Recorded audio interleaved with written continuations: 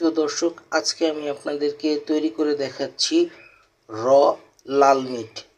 এই লাল মিটটাকে বাংলাদেশে বলা হয় লাল ভুনা। তো এই লাল ভুনা তৈরি করতে আমাদের যে উপকরণগুলো লাগছে, সামান্য উপকরণ আমরা ব্যবহার করছি।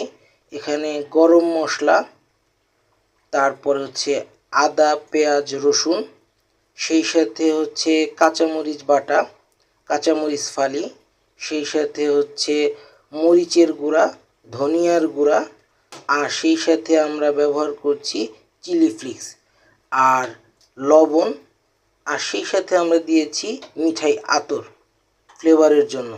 তো এই উপকরণ দিয়ে আমরা এখন ঢাকনাটা দিয়ে প্রেসার কুকারে ঢেকে দিব। লাল র মিটটা তৈরি হলে আমরা আপনাদেরকে দেখাচ্ছি।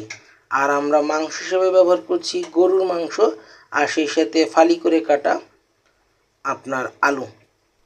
তো দর্শক, দেখতেই পাচ্ছেন এখন আমরা চুলার জালটা বন্ধ করে দিয়েছি। এখন আমরা প্রেসার কুকারের ঢাকনাটা খুলে দেখব হয়ে গিয়েছে কিনা।